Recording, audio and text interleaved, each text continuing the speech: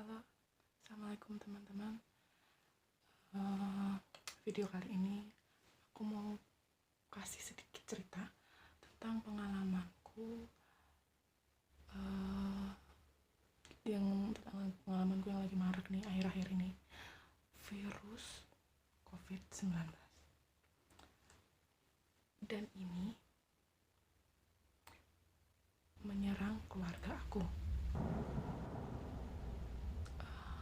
Dari awal adanya pandemi ini, keluarga kita benar-benar memang protek banget yang namanya virus ini. Kita selalu cuci tangan, pakai masker, keluar pun juga pakai masker. Oke, lanjut ya guys. Tadi ada iklan sedikit, suami aku nyariin. Biasa kok nggak ada, aku kayak kehilangan anak ayam gitu. Oke, tadi sampai kita keluarga aku sendiri kena. Awalnya itu dari adik aku.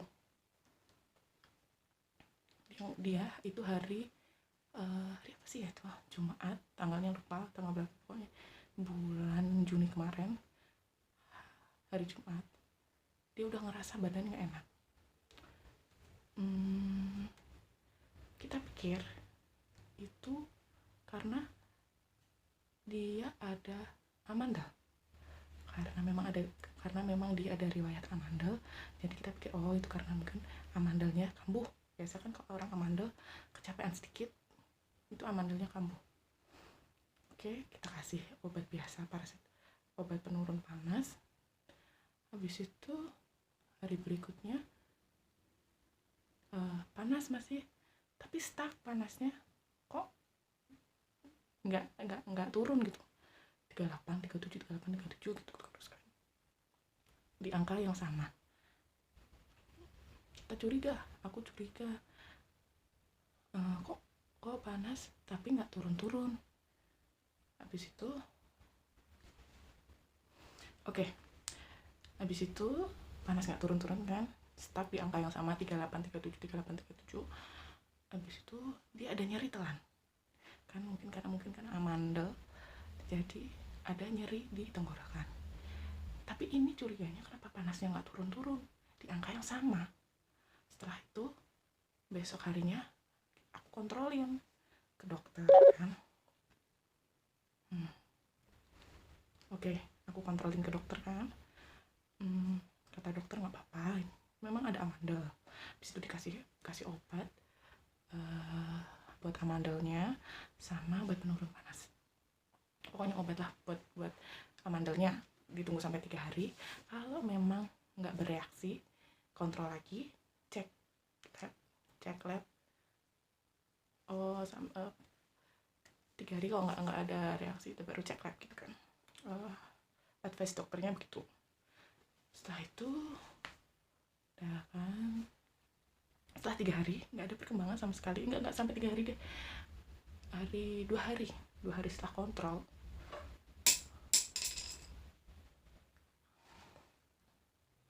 Oke, lanjut. 2 hari setelah kontrol nggak ada perkembangan sama sekali, masih nyeri telan juga, masih panas juga di angka yang sama juga, 38, 37. Kayaknya ini perlu cek lab.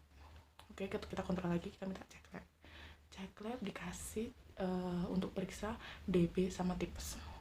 Habis itu kita lari ke lab untuk cek darah.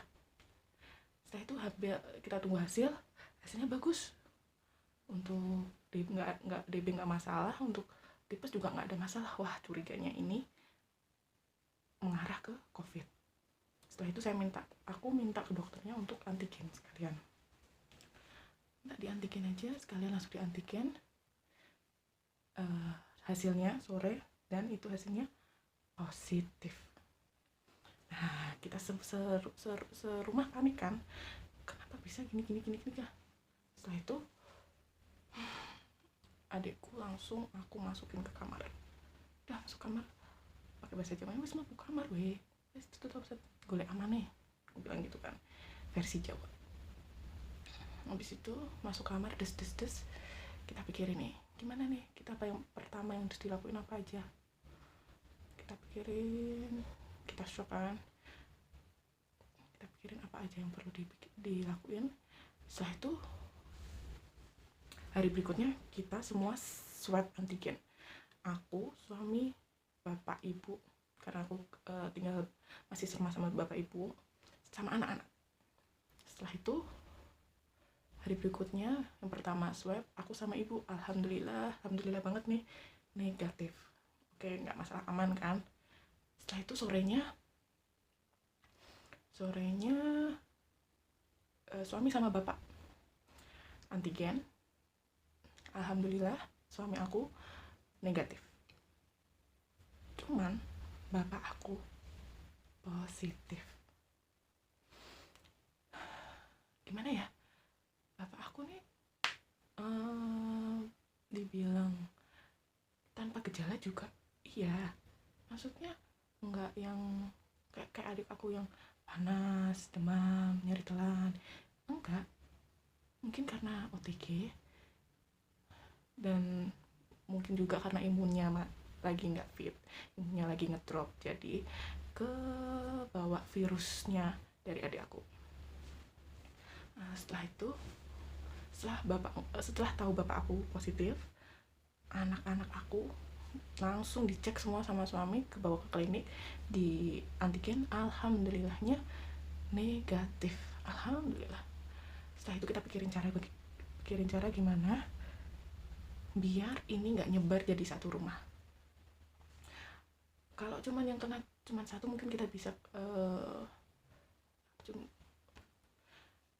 kalau yang kena satu mungkin kita bisa kontrol ya di kamar sendiri. Ini yang kena dua, kita mau nggak mau harus yang negatif ini harus keluar untuk mutus mata rantai dari penyebaran yang di rumah.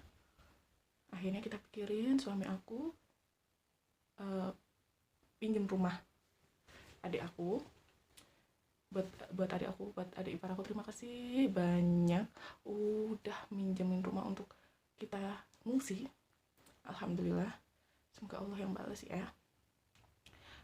Malam itu juga, itu tanggal berapa ya, pokoknya setelah kira-kira hari Minggu ya, cuma tanggalnya berapa aku lupa, kira-kira hari Minggu malam itu juga langsung aku raup semua baju, perlengkapan anak-anak aku, baju, terus tempat makan,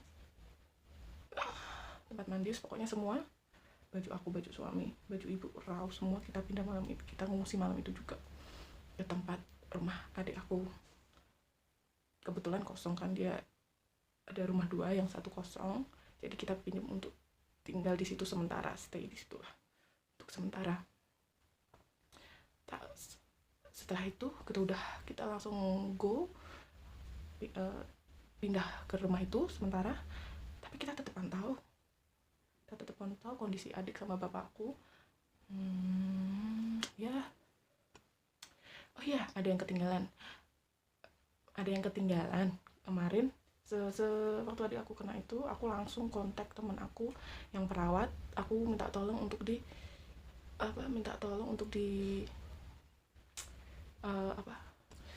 minta tolong teman aku yang perawat laporan untuk dilaporin ke satgas yang PKM dekat rumah.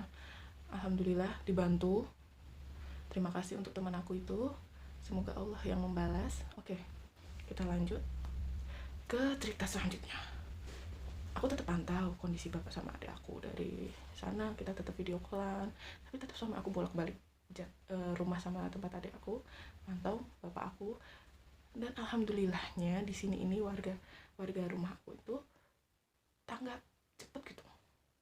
Ada warganya yang kena COVID, dia langsung responnya bagus.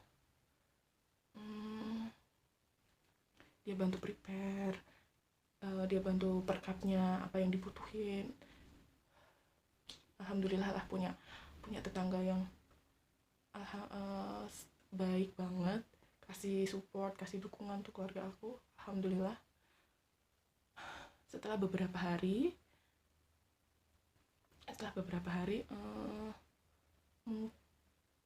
kurang lebih 10 hari lah ya, bapak aku minta di swab lagi. minta di swab lagi sama adik. Alhamdulillahnya hasilnya udah negatif guys. Habis itu aku langsung bilang sama adik aku untuk sterilin semua rumah ini, karena aku tetap mikirin anak-anak itu yang pertama, untuk sterilin tempat semua rumah ini. Dan 2 hari kemudian baru kita balik ke rumah. Alhamdulillahnya kita 2 hari setelah mendapat kabar kalau negatif, kita balik ke rumah dan kita berkumpul bersama lagi. Oke guys, itu sedikit cerita pengalaman aku tentang keluarga aku yang terpapar COVID. Di sini aku mau nyampein,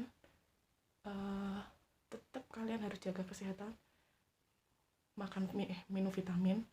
Vitamin yang paling vitamin terbaik itu memang dari buah. Tetap makan vitamin, buah.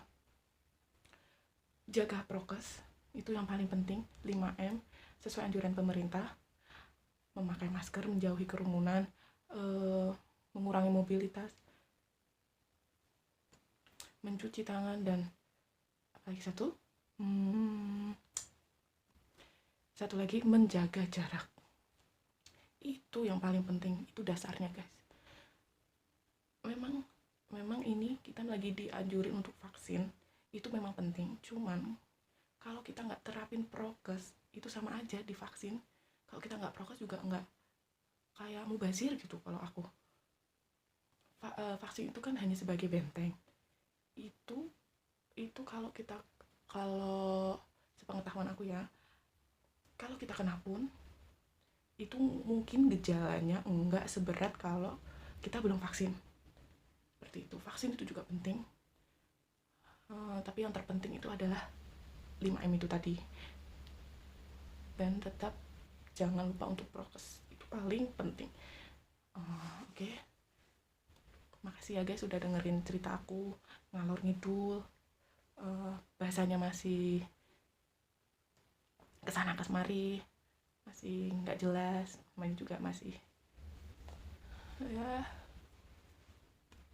ya selalu jaga kesehatan ya guys, dimanapun tetap pakai masker, jangan lupa pakai masker. Oke. Mangan masker, ingat anjurannya dokter Tirta. Oke. Semangat buat kalian yang lagi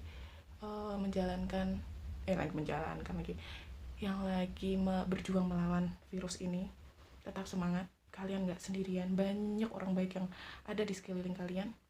Tetap semangat. Virus ini juga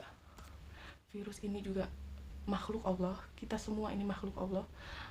Allah gak akan kasih cobaan berat di atas batas mampunya hambanya. Yang bisa kita lakuin cuma hanya tawakal dan ikhtiar. Insya Allah semua akan seperti sedia kala lagi. Bismillah aja ya guys. Semoga keadaan membaik seperti dulu lagi. Berharapnya seperti itu ya kan. Oke. Sampai di sini dulu ya. Nanti kita lanjut lagi di video selanjutnya.